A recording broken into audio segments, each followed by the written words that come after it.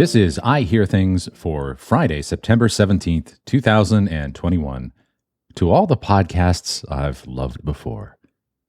All right, first of all, to all the pods I've loved before would be, I think, a better sounding headline, but it is a slippery slope, friends, to call podcasts pods, and that's how we avoid becoming like the animals.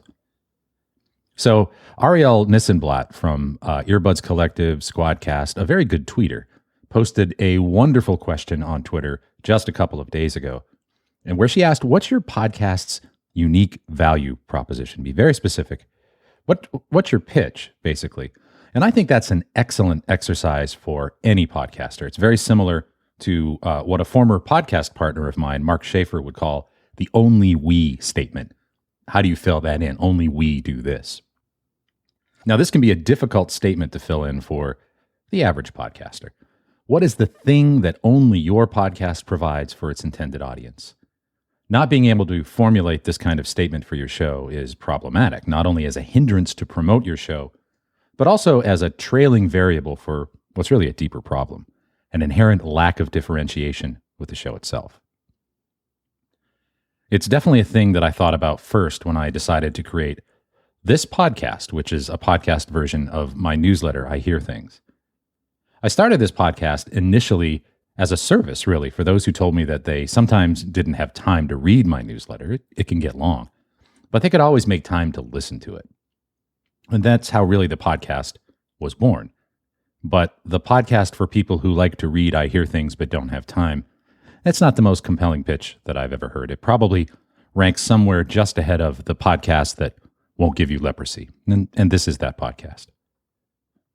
But there was also an ulterior motive to this particular podcast, the I Hear Things podcast.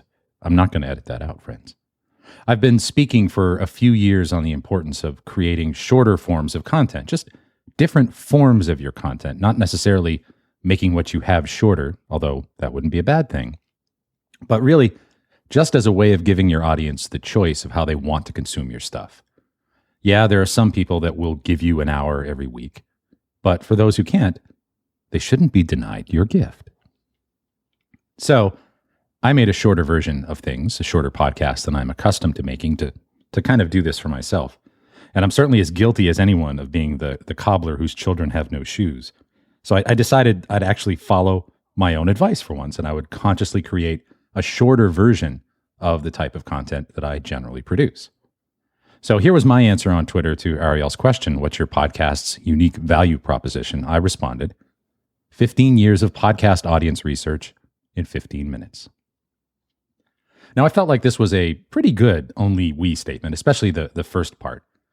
But it struck me in that moment that from my first kind of public appearance presenting podcast research somewhere outside of my bedroom until today, it's been pretty much exactly 15 years. And for me, those 15 years have been pretty consequential. For one thing, I began those 15 years married to one person. And then after devoting so much of my research life to podcasting, I'm now married to a different person.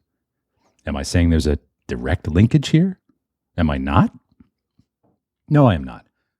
But for me, those 15 years encompass and are encompassed by three things. Number one, a subset of a 25-year career as a media researcher, and I've worked on everything from The Howard Stern Show and Elvis Duran to All Things Considered and Marketplace. Number two, 15 years of commitment to giving the podcasting space the credible, trackable, actionable data that it could use to actually develop an economy to help develop the market. And then number three, 15 years as a fair to middling podcaster at best. Now, I've been thinking a lot about that last one. And this year, I've really been doubling down on a single message for podcasters, and that is to master your craft. There are very few podcasts that I'm exposed to that when I look at them through the lens of all of the research that I conduct for our clients and brands, that I don't see ways to improve. But I rarely, if ever, apply that lens to my own work, the cobbler's children. The craft I've chosen to master in my career is the craft of understanding audiences, but surely I can find a little time to get better at this thing, the thing I talk about all the time, right? The podcast. So I've started that process. Maybe you're thinking about this too, but you don't know where to begin. I can only tell you where I started. That graveyard of broken dreams, that trail of sadness, the podcasts I have pod faded. Now, I've started and stopped a number of podcasts over the years, and maybe you have too. I've said before that the only difference between a TV show and a podcast is who decides to cancel it. Sometimes canceling your own show is exactly the right choice. But starting and stopping a podcast is only a negative if you learn nothing from it. One of the most valuable things you can do is go back to those darlings you decided to kill, dig them up for a post-mortem examination of the corpses, and learn from it. So, gloves on, dear listeners. It's time to grab that bone saw. So, in the early years, I was really a professional guest. I still am, to some degree. I didn't actually create my own podcast until 2012. That's right, I had such stage fright. It took me 7 years in the business to finally craft my own show. Well, it was mostly my travel schedule. And in the late 2000s, doing a podcast from a hotel room sounded exactly like a podcast produced from a hotel room. It's a little better now. But I went back and I listened to some of the early guest appearances that I've had, and I compared them to how I sound on podcasts now, and I learned two things. First, it's really hard to find old podcasts you've been on. Oh my God, are the search tools awful for this? I know I was on podcasts back in 2007 and 2008, but I'll be damned if I can find them anywhere. I've used Listen Notes, if you've seen Listen Notes before, and I like to use that as a way to display the shows on my podcast page on my website, for instance. It integrates well with the CMS that I use. But finding anything that far back, even on Listen Notes, it's either impossible or it exceeds the coffee money budget that I have for this newsletter, which there's a link to increase that in the show notes. So here's what I learned. Find an evergreen way to track every podcast episode that you appear on or are even mentioned in. At Edison, we keep a Spotify playlist for episodes that our employees guest on so that we have them all in one central place, even if only for our own records. You know, I didn't really start keeping track of this stuff for myself until like 2011 or so, and I've been on hundreds of episodes. So 2021 Tom is telling you to be smarter than 2011 Tom was, and keep track. Now, sometimes a bad appearance on a show is because the show itself isn't great, or it's maybe not a great match for you. And sometimes it's because the interviewer isn't great, let's be honest. But sometimes it's you. When I started doing guest appearances, it was a real mixed bag of all of those, really. But I went back and I listened to one of my old appearances back in 2011 on an objectively great show, which is my friend Mitch Joel's 6 Pixels of Separation. He has not missed a week of that show since 2006. I don't think you're going to find a longer running or better business podcast. Mitch is one of the best interviewers that I personally know. And if you're not prepared to have your thinking challenged on his show, it can be a little daunting. I've been on the show a few times, but I went back and listened to my first appearance, which I'll link in the show notes here. It was about 9 years ago, and I sounded really different then than I do now. I mean, I still had the same voice. You could tell it was me. But how I presented myself has changed over the years. And here's what I learned. Guesting on a podcast can be a great way, as you know, to build your brand, market a product or service, and even get some media training.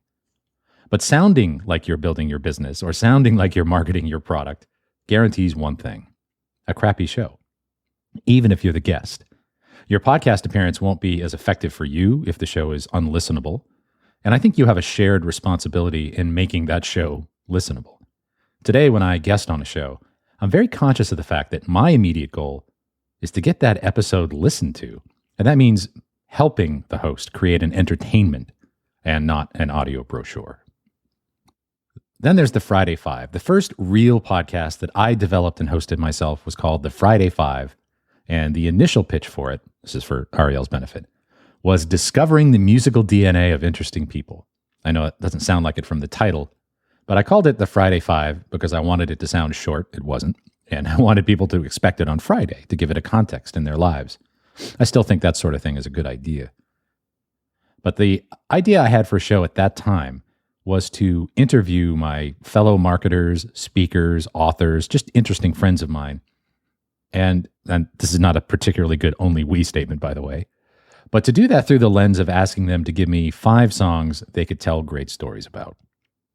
I dreamed the show up in late 2012, and I finally got it going early the next year. So the interviews were constructed around a kind of a 5-song journey through music that prompted some kind of story or remembrance. And I think these shows are mostly good. I had a Samson Go mic. I think that was the first external mic I ever used on a laptop. Skype and GarageBand at the time. I've never used GarageBand since. And I put these out mostly once a week for just about 6 months. Now, you can find a link to this on the Internet Archive's Wayback Machine. I will post a link to it, and I'll get to that in a moment. But I do think these shows sounded pretty decent despite really a lack of great equipment. I ended up pod fading this one after about 20 episodes, and mostly for one reason. Scheduling guests, I know this is a shocker, is a pain. Of course, many of you know this already, but I am a busy grown-ass man, and my guests were busy grown-ass adults, and I started to run out of people I could reliably schedule in time for the next show. I probably should have had 10 of these in the can. But I decided it was kind of stressing me out instead of giving me the great joy that I hoped it would. And also, there were some of these shows that, they weren't great. And I decided not to publish them. I left them on the cutting room floor. And I have to tell you, that's not a fun decision when you're interviewing people that you know and like. I mentioned that I've linked to this on the Internet Archive. And the reason is because the site and anything related to this show are gone, vanished, like tears in rain. I had a website for the show on Squarespace. I think you've heard of Squarespace, podcasters. And when they offered this cool feature in Squarespace to publish and host your podcast content right there, all in one, and then they would distribute the RSS feed to Apple, I jumped on it. I thought, wow, this is great for my workflow. It was a terrible decision in hindsight not to host my podcast media separately. When I decided to end the show, I was stuck with a $20 a month monument to failure on Squarespace. And eventually, I stopped renewing the site. The podcast vanished into the ether. So my pod-faded show, at least this one, isn't cluttering up the totals on Apple Podcasts for all the podcast counters out there. But I saved the audio, and I'll post a link to one great episode that, if you're curious, that I did with Mitch Joel, kind of as payback for him having me on his show, 6 Pixels. So here's what I learned. Scheduling guests is an enormous pain, and I vowed after that I would either hire someone or just not have guests. And in practice, I've just not had guests on anything else that I've done. Also, host your content with a reliable, dedicated podcast host and one that's going to be around for a while. And bonus points, if they have some kind of a legacy account that lets you continue to host inactive shows. Most of the shows I'm talking about here, they are still around, even though the Friday Five didn't make it. So I'm still paying somebody somewhere to keep them out there. Remember that the next time you want to denigrate shows that have pod faded, generally someone is still paying for them to be out there. And so they still want them to be out there. And then there's the marketing companion. Back in 2013, I attended South by Southwest with my wife, Tamsin, and I came away with 2 enduring ideas. Number 1, I hated South by Southwest. And number 2, a new podcast. If you've ever seen a post-apocalyptic movie like Mad Max or The Book of Eli, you know that survival in a barren wasteland requires making alliances. And so it is trying to locate a decent dinner without a 2-hour wait in Austin during South by. One night, after dodging water raiders and those who would pluck out our eyes to appease their gods, we fell into a cave with Mark Schaefer for a random, lovely dinner at an actual sit-down restaurant. We talked about the state of podcasting at the time and whether or not he wanted to do one. And we ended up having really a hilarious and entertaining dinner conversation. And to her endless credit, my wife, Tamsin, was the one who said, "This should be your podcast, this dinner conversation." And so from that, the Marketing Companion was born. The Marketing Companion it's probably the most objectively successful show, like in downloads and stuff that I've done. It's still going strong. There's a different co-host, Brooke Sellis. But Mark and I did it for about 6 years, and I think it's well over 1 million downloads at this point. This was another Skype undertaking. We hosted this one on Libsyn. I had a better mic. I used the mic capsule in my Zoom H6 for my mic and interface. And we used a hired editor. We used an external editor to do some of the things that I probably should do to this podcast when I'm done. We also made use of the voice and wit of our friend Scott Monty. He would often do these custom intros for us. And there was some original music composed for the show by Mark's son, who is in a fairly notable band, actually. So from the beginning, with The Marketing Companion, we wanted to consciously emulate a prairie home companion, if you've ever heard that show. So much that we worked companion into the title. And our goal here was to create a marketing entertainment. We had no guests, again, the scheduling thing I talked about. So we really had to rely on our rapport, structure, and we even had regularly scheduled benchmarks within the show that gave people something to talk about, something to grab onto about the show. One of the things that I learned from working with so many radio morning shows back in the 90s was the importance of having defined character roles on a show. Regardless of who you are in real life, what role are you going to play on the show? And so Mark and I were very conscious about the jobs, I guess, that we would each have on The Marketing Companion. Each episode started with a bit of a piece of comedy, a comedic bit, and Mark generally served as the straight man for these, while I got to go a little improv-y. But the truth was that most of these bits were invented and given narrative structure by Mark. So anything funny there was a collaboration between the two of us settling into defined roles. But it was funnier because we were playing those roles and a listener could identify them, get comfortable with them, and even kind of look forward to them show to show. Now, I stopped doing that show after 6 years because I kind of got tired of marketing. I mean, marketing is a thing I do. It's a job. But I was finding myself talking about marketing and enjoying talking about marketing less and having to prepare more as time went on. One of the few sources of friction that Mark and I had really throughout the show was the cadence of the show. Mark argued from the beginning that the show should be every other week because scheduling us was tricky. We both travel a lot. And plus, he didn't want the show to feel like a job. He wanted to have some joy from it. Now, I knew from all of the audience research and brand work that we had done that weekly would be a more successful cadence for the show. I mean, not only does that double your downloads, but it also gives listeners an easy way to fit the show into their lives. And that was always my point to him. If you can train an audience to expect that your show will be there every Friday for their morning walk, then they'll listen to it on that walk. If you're there every other week, someone else could fill that space on the off weeks, and you might just get bumped forever. In any case, over the holiday season at the end of 2018, we agreed to take a little time off and then come back with some ideas to scale the show up even more. The show was monetized. We were doing well. We wanted to kind of get to the next level. And the more I thought about it, the more I wanted to double down on pushing for the show to be weekly, just like really make this the hill I would die on. But then I thought that through, and I realized I didn't want to do the show as much as I used to. So doing it weekly would in fact be the wrong decision for me, even if it were the right decision for the show. So I gave my show notice to Mark, and I know he was quite taken aback at the time. But I agreed to do the show until Mark found the right replacement, which to his credit, he did very, very quickly so as not to kind of drag things out. We had a great farewell show, which I've posted on the podcast page of my website. But we came a long way in 6 years. But I think we started out pretty well, too. I think our first show, which I'll also link to in the show notes, I think was a pretty good foundation. And even though the show did get better, I think it started from a good place. And so here's what I learned from that. The more that we scripted the show, the better the show was. Mark often carried the load on what the topic and structure of the show would be show to show, but we had clearly defined guardrails. We had clearly defined roles and goals, and that made those kind of improv moments hit harder. It gave them a safety net. Now, even though it sounds like on that show, a lot of the times that I'm kind of winging it, the more I sound like I'm winging it, the more it means I prepared more than you think I did.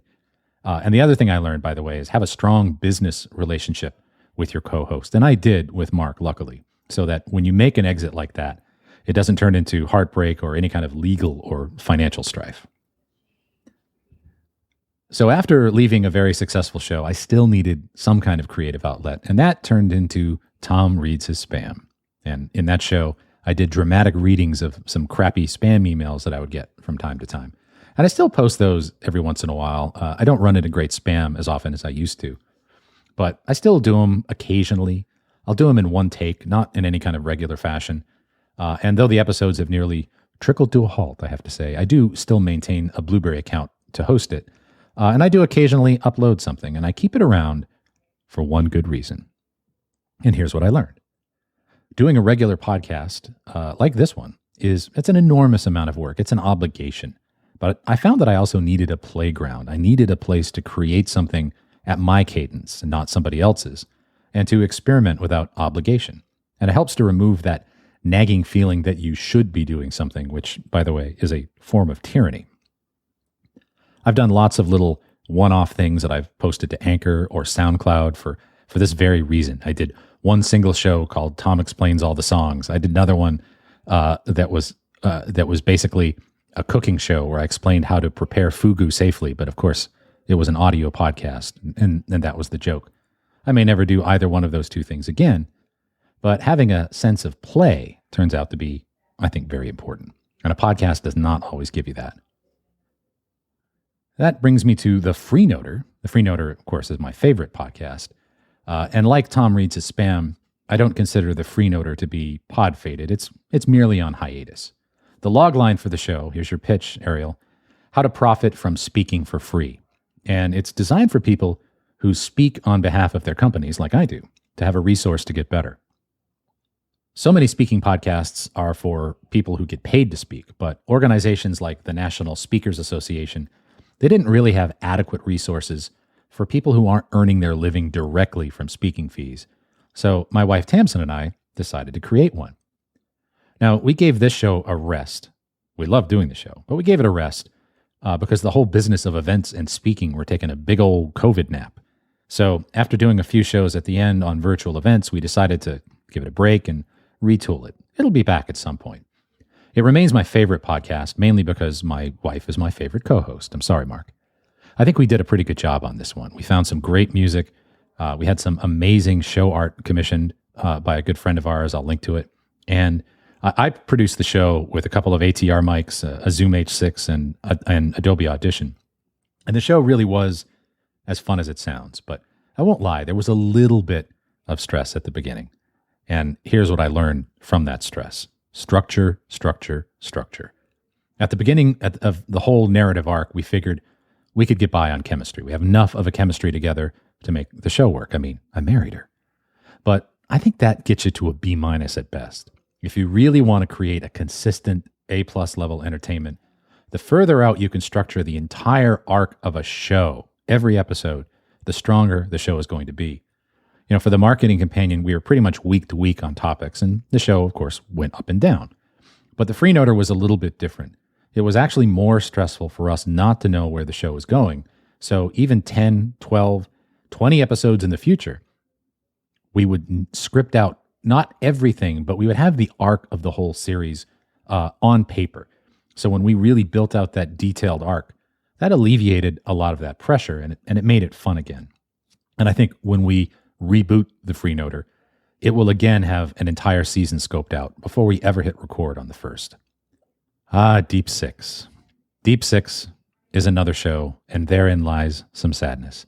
I have a very deep knowledge of music, and it led to the creation of the Friday Five, which I mentioned before, and I've been wanting for years to do a music podcast.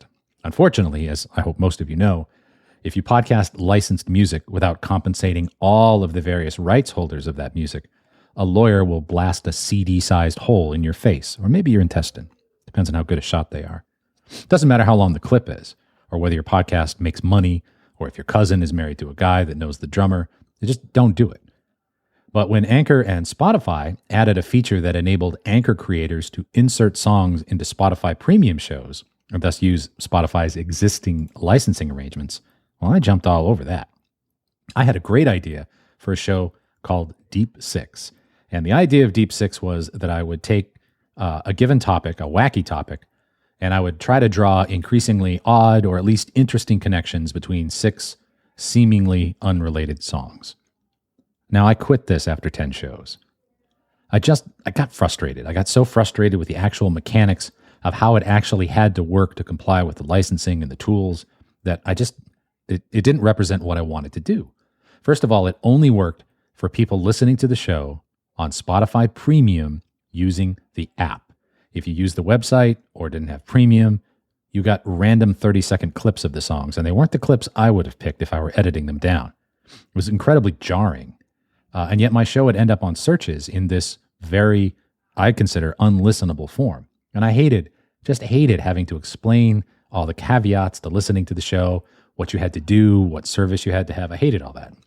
I was essentially exclusive to a very particular use case of Spotify, only without the Rogan-sized paycheck. I also really wanted to create a show and not just an assortment of alternating voice and music segments. I ended up having to edit and produce those segments fully beforehand myself on Audition, so I could get my own background music in and try to establish some kind of a flow with the voice links. And segues, completely impossible. Just cold starts to the songs, long fade outs to silence until the voice links would start. And any quality DJ will tell you that the key to a great music show is momentum. It's great production, great segues, and hitting the post, timing your voice link so that it ends right as the vocal begins. And that creates a propulsive feel. And that's what I wanted for the show, and I couldn't get it. So it was more work than play, and the final product was not what I wanted it to sound like. And I'm sorry, maybe it's just me, but I'm not going to try the music podcast again until I can be sure that anyone who listens to it gets the same experience, and that same experience is great.